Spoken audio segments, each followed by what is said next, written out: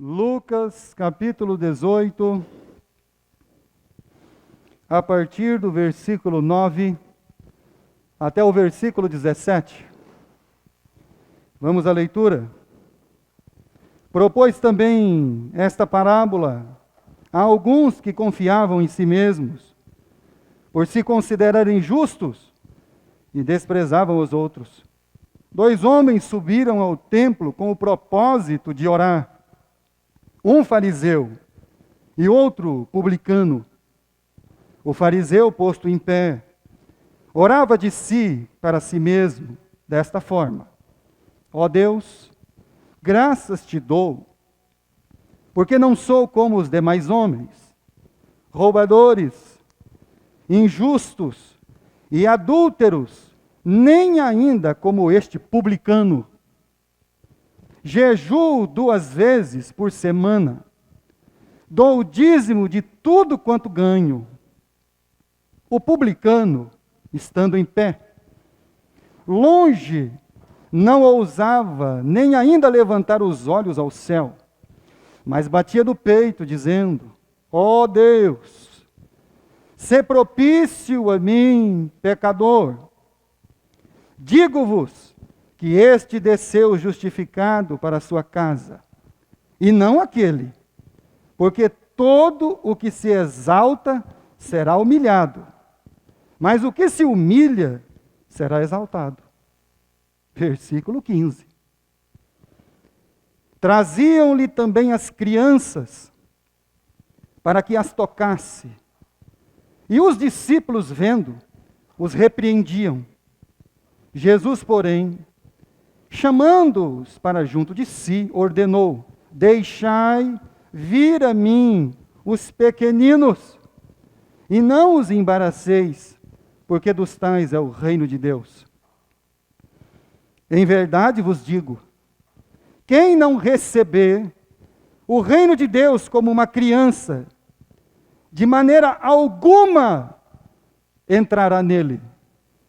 Quanto mais Jesus se aproxima de Jerusalém, quanto mais o Senhor Jesus se aproxima ou se aproximava o tempo em que ele seria entregue às autoridades religiosas e depois entregue às autoridades romanas para ser crucificado.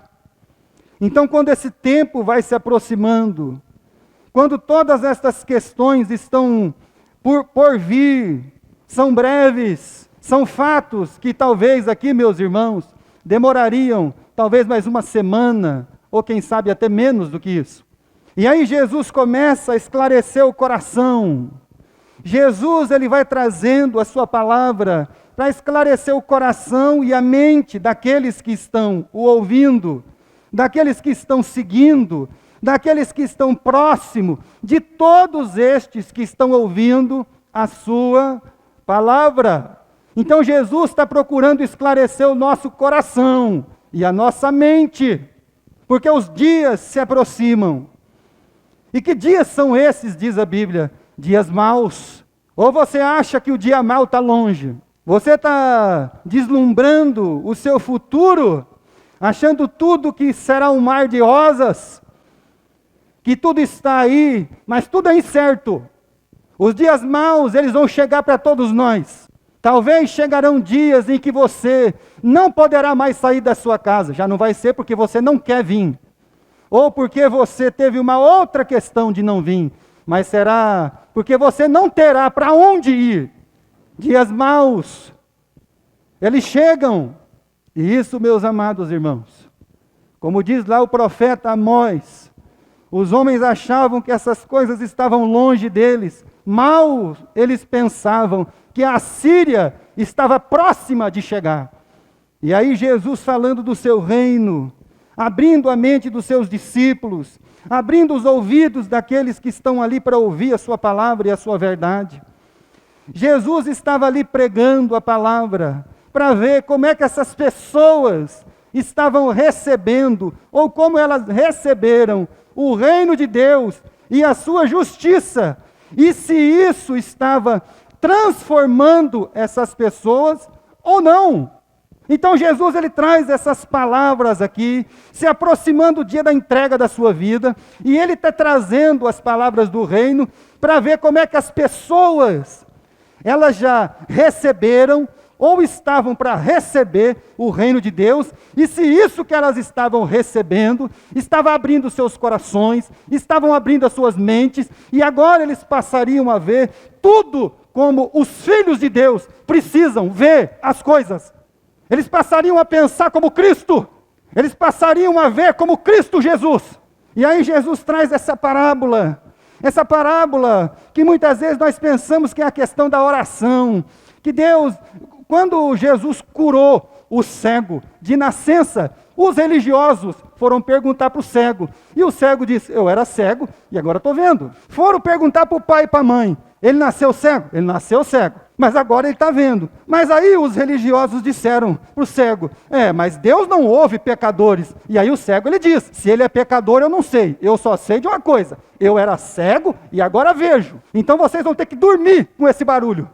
E quando a palavra de Deus vem abrir nosso coração, o nosso entendimento, e aí Jesus propõe essa parábola de 2 homens, que subiram num lugar para orar. E aí quando você pensa na figura dessas 2 pessoas, são figuras totalmente opostas, seja para a sociedade, seja para a religião, são totalmente contrários os 2. E aí Jesus ele põe essas figuras, ele vem falar dessas 2 pessoas, dessas 2 almas que estão ali, e receberam e ouviram sobre o reino de Deus, e como esse reino de Deus se manifestou em cada uma dessas vidas.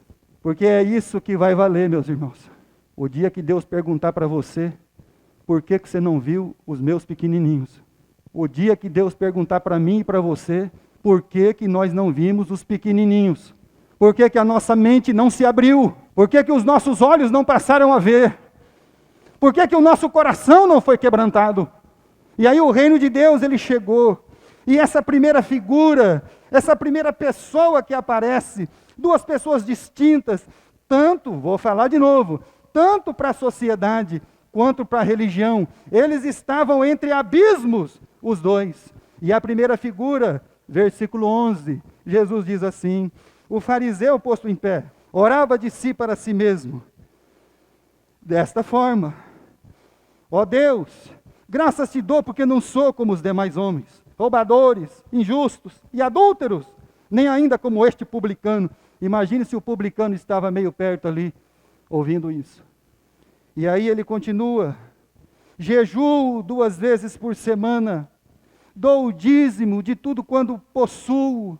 E aí ele chama esses atributos, ele chama essas prerrogativas. Jesus disse, você está vendo?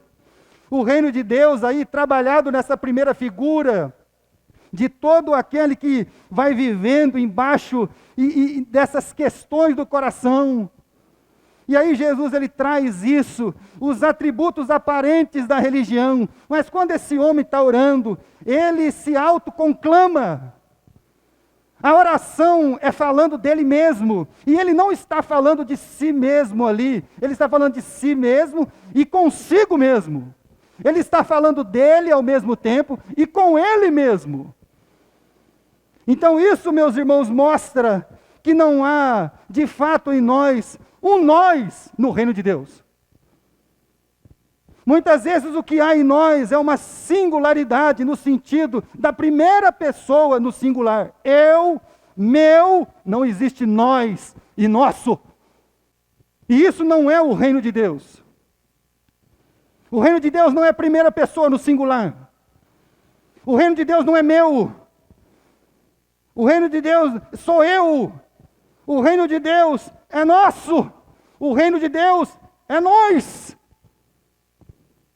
Mas quando essas coisas não entram na nossa mente, nós vamos orando e vamos passando e achando que aparentemente, com Bíblia na mão, lendo alguns versículos da Bíblia, isso está abrindo nosso coração e nossa mente. Isso não está abrindo nosso coração e nossa mente. Isso está nos tornando pessoas piores, pessoas horríveis, que mais pensam em si mesmo do que nos outros. E aí nós vamos achando que isso é o reino de Deus. Isso não é o reino de Deus. Porque o reino de Deus é o Pai nosso. O reino de Deus é o pão nosso. E a nossa vida, ela vai se adentrando a essas coisas. E aí nós vamos acreditando que pelos nossos supostos atos de justiça, nós temos direito de estar nesse lugar. Graças te dou, Senhor, porque eu estou neste lugar. Mas essa pessoa que está aqui não merece estar aqui. Ele não tem direito de estar aqui. Mas graças te dou, Senhor, porque eu sou muito bom. Quando você vai ler sobre o judaísmo, dentro da lei de Moisés, os homens eram chamados para jejuar uma vez por ano. Esse homem jejuava 2 vezes por semana e era um satanás em vida. Orava continuamente, mas não falando com o Pai. E aí você vai vendo como essas coisas não vão transformando a nossa vida e as nossos supostos atos de justiça. Graças te dou, Senhor, porque eu sou melhor que os outros. Eu não sou roubador, eu não sou injusto, eu não sou adulto e nem como esse publicano que está aqui. Jejuo 2 vezes por semana, dou o dízimo de todas as coisas. Está vendo, pastor? Não adianta dar o dízimo. De fato mesmo, Jesus disse. Se você vai devolver e tem alguma coisa contra o seu irmão, primeiro você volta lá e resolve com ele, depois você vem aqui. E Jesus vai trabalhando essa manifestação do reino de Deus. E nós vamos achando, meus irmãos, que nós vamos lendo a Bíblia, que nós vamos lendo um versículo da Bíblia, que nós vamos lendo uma passagem da Bíblia, que nós vamos lendo todos os capítulos da Bíblia, e isso vai transformar a nossa vida. Isso não vai transformar a sua vida. Se a palavra de Deus que você tem lido, a palavra de Deus que você tem ouvido, ela não transformar você, ela não for espírito e vida, a Bíblia diz que nós vamos ficar piores do que qualquer ser humano neste mundo. Porque o que vai ser tomado de nós é o direito, e não a graça. Quando uma alma se enche de direito, eu tenho direito, você não imagina o que é um ser humano cheio de direito. Um ser humano cheio de direito é um ser humano terrível. E o reino de Deus está aí. E Jesus está manifestando. Jesus está falando com todas as almas. E aí Jesus colocou esse homem que conclama todos os atributos, que ele é bom, sabe de tudo, lê a Bíblia, mas não sabe de nada. Não tem amor a Deus e nem ao próximo. Não tem respeito com as Escrituras que lê. Não tem honra para com Deus. Não é a justiça nossa. Quando a Bíblia fala de justiça, não é a minha justiça. Porque Cristo, o apóstolo Paulo diz, que Ele foi feito justiça por causa de nós. E o que aconteceu com Cristo? Cristo foi para a cruz do Calvário, e sobre Ele, diz o profeta Isaías, recaiu todo o nosso pecado. Isso é justiça, meu irmão. Justiça é recair sobre nós. E não nós tentar nos livrar das coisas, é recair sobre nós. Então justiça não é eu me sentir injustiçado. Justiça é verdadeiramente eu entender quem eu sou. Eu sou um filho de Deus e fui chamado pelo seguinte propósito: tome a sua cruz, vem e me segue. Não fui chamado para ir para a Disneylândia. Não fui chamado para ir para o Beto Carreiro, Play Center.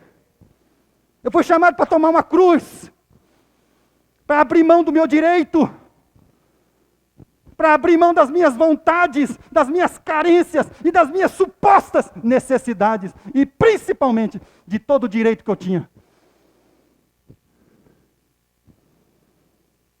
Mas nós estamos vivendo confuso. Nosso coração está confuso. Nossa mente está confusa. Porque apesar de nós ouvirmos a palavra de Deus, apesar de semana após semana, mês após mês, qual foi uma quinta-feira e um domingo à noite que não houve um culto que você não pudesse ouvir a palavra de Deus? Que dia que foi? Qual dia, meu irmão?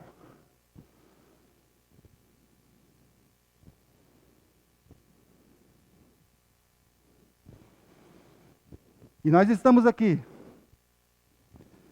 trabalhando essa figura, essa pessoa que chama a prerrogativa, eu tenho direito, eu leio Bíblia, eu oro, eu jejuo, mas quando vai tratar o outro ser humano, não tem jeito. Então o que adianta você jejuar e orar? Você pode jejuar todo dia. Você pode ler a Bíblia de Gênesis a Apocalipse. Mas se você e eu não entendemos que servir a Deus é vertical e horizontal, nós não entendemos absolutamente nada. Que servir a Deus não é para que eu esteja aqui, para que a minha vontade seja feita. Servir a Deus é para que Deus abra a minha mente, meu coração, os meus olhos, para que agora toda a sua vontade se realize na minha vida. E que alegria é quando você entender que Deus está trabalhando através da sua vida.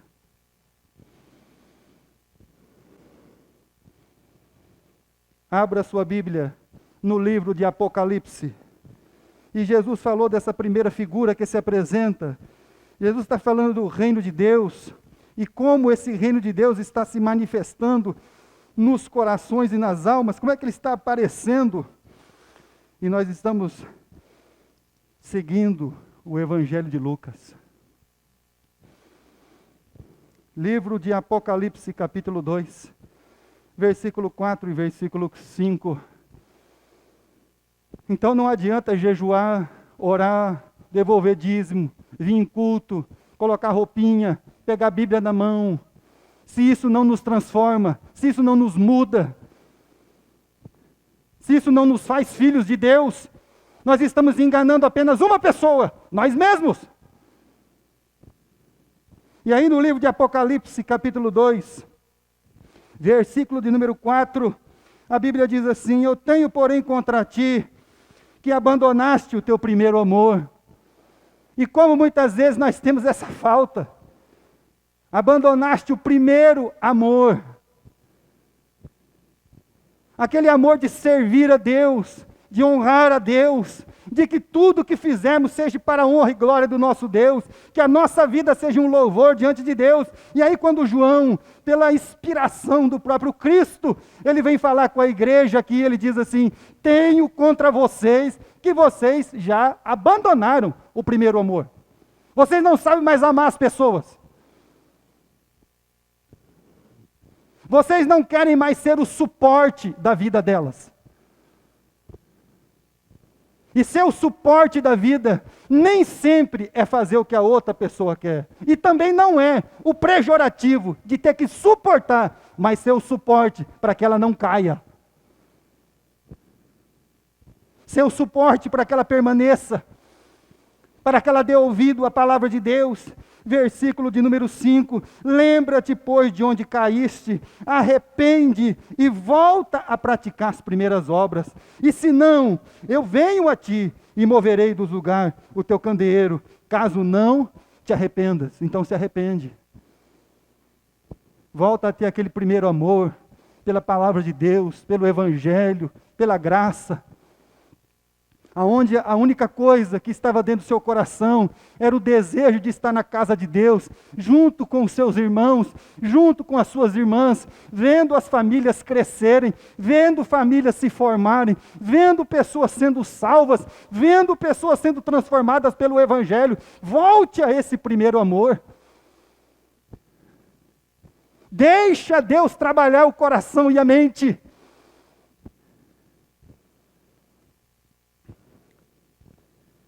E aí, Apocalipse capítulo 3, versículo 17. E aí Deus fala com outra igreja que talvez ora, faz isso, faz aquilo, lê a Bíblia. Não adianta, meus irmãos, nós estamos aqui estudando versículo por versículo, carta por carta, livro por livro, se a palavra que nós ouvimos, ela não transforma a sua vida e a minha.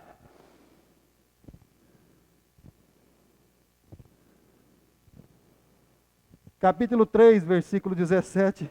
Pois tu dizes, estou rico.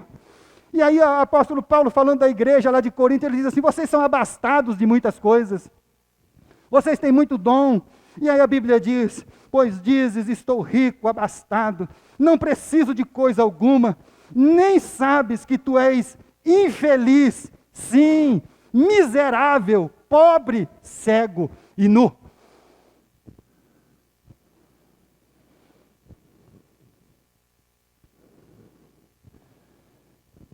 Por isso que o tema da nossa mensagem é como uma criança. O dia que a gente não agir como mais uma criança, nós somos miseráveis, infelizes, pobres, cegos e nu.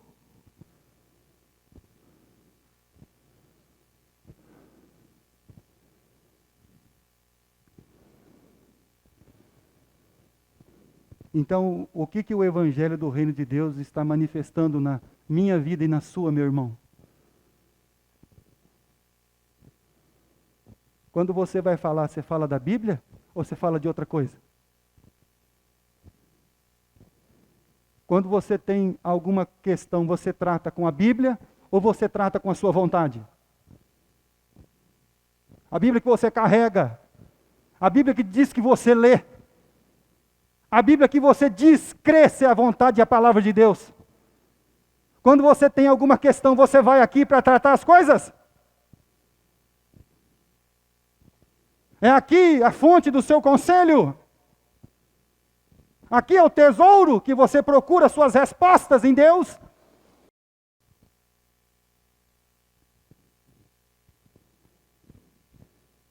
E aí Jesus ele vai dizendo, como uma criança.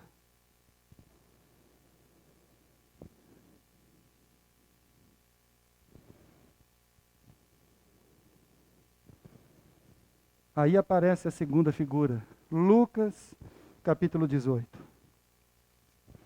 E Jesus está falando uma parábola e dizendo para os homens, olha, vocês precisam ver o que está sendo manifestado na sua vida, no seu coração, na sua mente, quando o reino de Deus ele chega em você.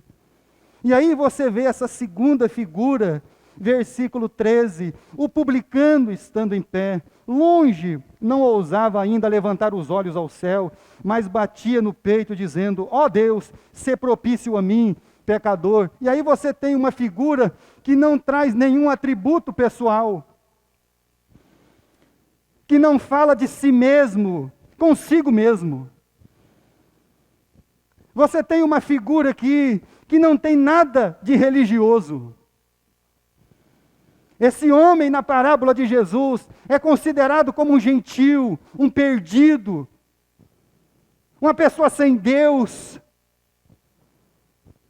Mas quando você vai ver a oração dele, o que o reino de Deus está manifestando na sua vida, é tudo isso que precisa manifestar na nossa.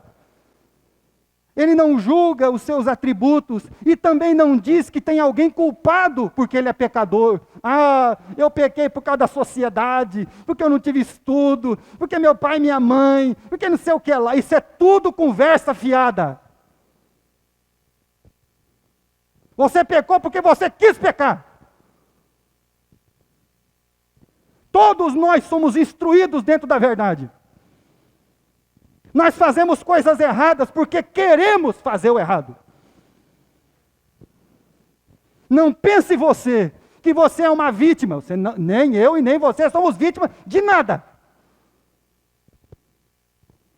Nós somos culpados porque as nossas decisões erradas, as nossas vontades erradas, as nossas conclusões erradas, elas são nossas. E aí você não vê esse homem aqui, o publicano, falando assim, ah, Senhor, estou aqui para orar, mas já tem um cara falando mal de mim ali, ó, eu não gosto dele, Senhor. Ah, ele não está fazendo isso. Ele não está dizendo que Deus é culpado.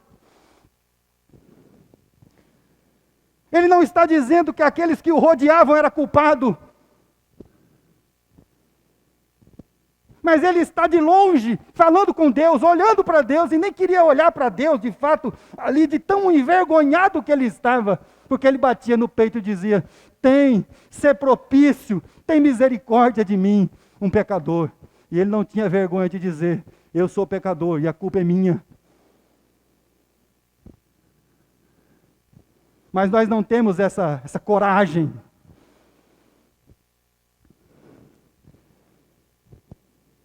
E ele está aqui. Não atribuiu nada a ninguém. O reino de Deus veio para mostrar isso à nossa vida e ao nosso coração. Não é o governo que é culpado. Não é o ensino das escolas que são culpados. Não são os professores que são culpados. Não são os médicos que não nos atendem bem. A culpa é nossa. Só que nós tínhamos que ter coragem para isso. Coragem de reconhecer os nossos erros e parar de ficar culpando um e outro. Culpar o chefe do trabalho, o companheiro de serviço, culpar o vizinho, culpar o irmão, culpar não sei quem. Nós vivemos desse jeito, culpando todo mundo. Porque o reino de Deus ainda não abriu os nossos olhos. O reino de Deus ainda não abriu o nosso coração e o nosso entendimento. Abra a sua Bíblia no Evangelho de Lucas aí mesmo, capítulo 23. Aí um pouquinho para frente aí, Lucas capítulo 23. E aí vem essa figura tão singela, essa pessoa que não tem nem muitas palavras, porque ele não traz prerrogativa para si mesmo, mas ele não quer nem olhar para o céu para falar com Deus, porque ele já entende que a culpa não é de ninguém, mas a culpa é dele. Ele já entende que ele tem um problema com ele e com Deus. Mas nós não temos coragem de admitir isso. Lucas capítulo 23 e versículo 41. As palavras do homem que estava na cruz ao lado de Jesus. Nós, na verdade, com justiça. Isso aqui é entendimento de justiça, irmão. Nós, na verdade, com justiça. Versículo 41.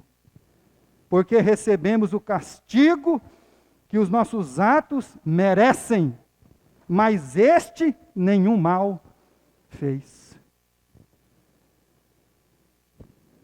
A gente precisa trabalhar isso na nossa vida. O reino de Deus precisa se manifestar nos nossos corações. E aí o homem entende, esse homem da figura da parábola de Jesus, ele entende que a questão, ele não está ali falando: eu sou bom e os outros aqui são maus. Não. Ele está dizendo assim: eu sou o pecador, Senhor. E eu tenho um problema com o pecado. E tenho um problema com o Senhor. Mas eu preciso resolver isso com o Senhor.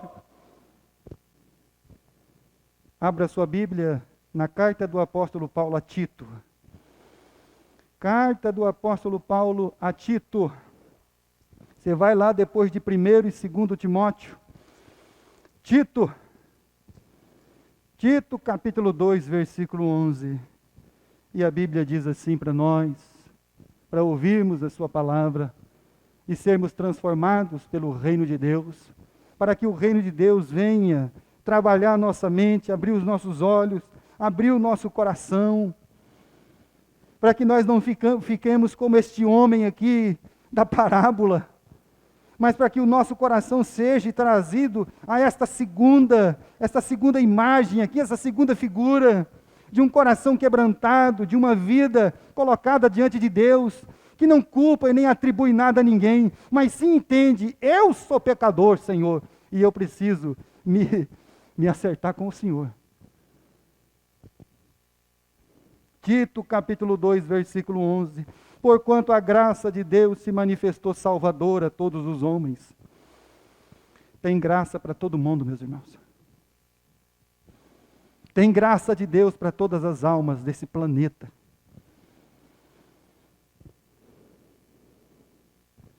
E aí diz no versículo 12: educando-nos.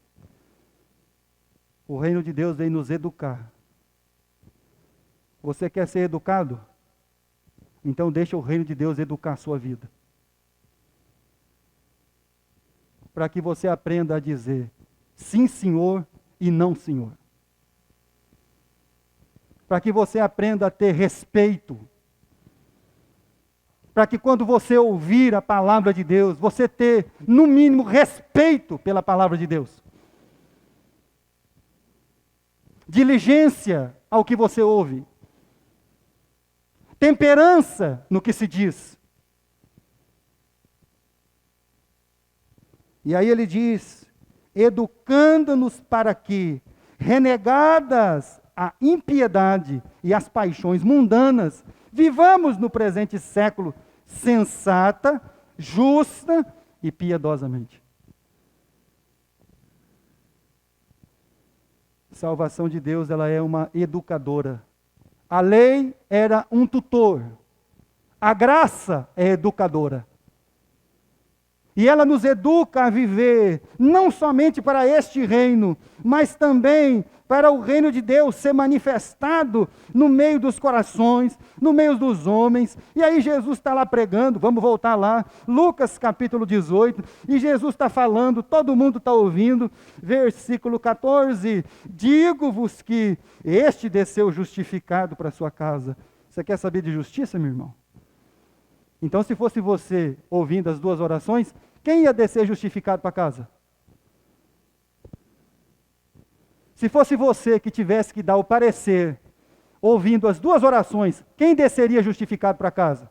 É bem provável que o homem que diz, eu faço isso, eu faço aquilo outro, eu não sou assim, eu não sou assado, eu não sou frito.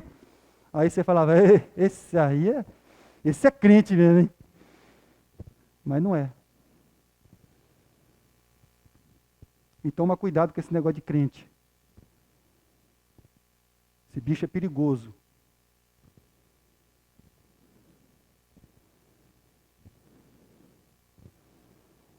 Se fosse nós, esse aqui sim eu quero ir na minha igreja, hein? Devolve dízimo, jejua 2 vezes por semana. Um homem é terrível, hein? Deus me livre. Este desceu justificado para a sua casa, e não aquele. E aí nós vamos ver a palavra de Deus, para ver como que a gente não quer a palavra de Deus. A gente não quer o que Jesus ele fala. Vamos ler? Versículo 14. Todo aquele que se exalta será humilhado, mas o que se humilha será. A gente não quer ser humilde e se humilhar. Nós não queremos isso. A gente abomina isso. A gente tem raiva disso. Nós temos calafrios de ouvir que nós temos que nos humilhar. Que nós temos que ser humildes. Isso não é para nós. Nós queremos pisar na cabeça da serpente. Nós queremos ser